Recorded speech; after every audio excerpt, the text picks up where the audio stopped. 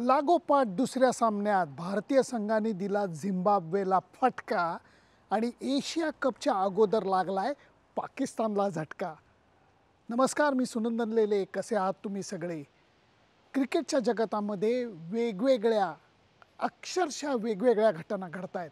एकीकडे मी अजूनही इंग्लंडमध्ये अगदी 2-3च दिवस नंतर मला एशिया कपसाठी दुबईला जायचं आहे। इथे दक्षिण आफ्रिकन संघाने इंग्लंड संघाला 2.5 दिवसात टेस्ट मॅचमध्ये खलास केलं। एक डाव आणि 12 रनचा भला मोठा विजय डीन एल्गरच्या संघाने मिळून दाखवला आणि बॅसबॉल ही जी चर्चा होत होती त्याचं अक्षरशः बुमरँग झालं। दुसरीकडे भारतीय संघानं झिम्बाब्वेमध्ये जाऊन 2 सामन्यामध्ये 2 मस्त विजय मिळवलेले आहेत आणि तिसरीकडे शाहीनच्या आफ्रिदीच्या गुडघ्याला दुखापत झाली आहे आणि त्यामुळे तो एशिया कप खेळू शकणार नाही आहे।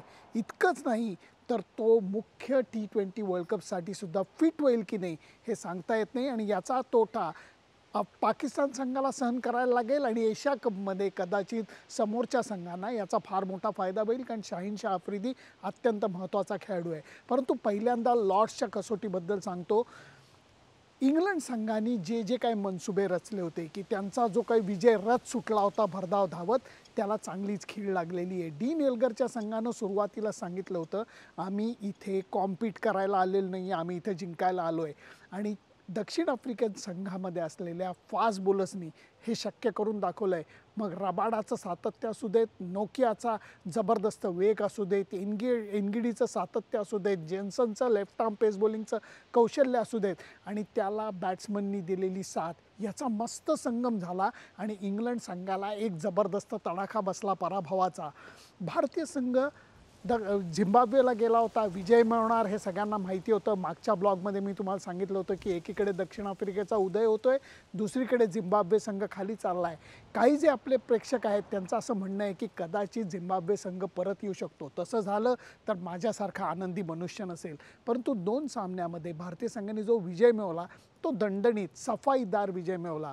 दीपक चहरनी पहिल्या सामन्यात पुनरागमन करताना 3 विकेट मिळवल्या, परंतु तो दुसऱ्या सामन्यात खेळला नाही। का खेळला नाही? मनात उगा शंकेची पाल चुकचुकते। एकीकडे हर्षल पटेलला दुखापत झाली आहे, त्याचं काय होतंय हे अजून कोणालाही सांगितले गेलेलं नाही आहे, परंतु न्यूज कानावर जी येते ती तेवढी चांगली नाही आहे। दीपक चहर दुसऱ्या मॅचमध्ये का खेळला नाही? उगाच शंका यायला लागते। परंतु दुसरीकडे दीपक हुडानी खेळलेल्या सर्व सामन्यामध्ये भारतीय संघाने विजय मिळवला आहे। दीपक हुडानी आपलं छोटं योगदान बॅट्समन आणि बॉलर म्हणून सुद्धा दिलं आहे। संजू सॅमसननी आपली उपयुक्तता दाखवून दिलेली आहे। या सगळ्या जर का गोष्टी पाहिल्या तर भारतीय संघ म्हणा ब म्हणा काही म्हणा आत्ता उत्तम कामगिरी करतो हे नाकारून चालणार नाही। आणि तिसरा जो मुद्दा आहे, विसरता येणार नाही की गेला जो T20 वर्ल्ड कप झाला ज्याच्यामध्ये पाकिस्तान संघानं मोठ्या कालखंडानंतर भारतीय संघाला पराभवाचा तडाखा दिला होता, त्याला मुख्य कारणीभूत ठरलेला होता शाहीन शाह आफ्रिदी। त्यांनी एका स्पेलमध्ये 4 ओव्हरच्या स्पेलमध्ये भारताच्या महत्त्वाच्या बॅट्समनना आऊट काढलेलं होतं आणि त्यामुळे सामन्याला नाट्यमय कलाटणी मिळालेली होती। तो शाहीन शाह आफ्रिदी गुडघ्याच्या दुखापतीनं बेजार झाला आहे आणि त्याला 6 आठवड्यांची विश्रांती दिली आहे। ह्याचा फायदा समोरच्या संघांना नक्कीच होईल, कारण शाहीन शाह आफ्रिदी हा विकेट टेकिंग बॉलर आहे। तो पाकिस्तान संघाला जबरदस्त सुरुवात करून देतो। त्यामुळे हा जो गेल्या 2-3 दिवसाचा काळ होता हा क्रिकेटच्या दृष्टीने नाट्यमय ठरला आहे असं मी म्हणेन। तुमचं मत काय मला जरूर कळवा, कारण त्याची मी नेहमीच प्रतीक्षा करतो। Bye bye.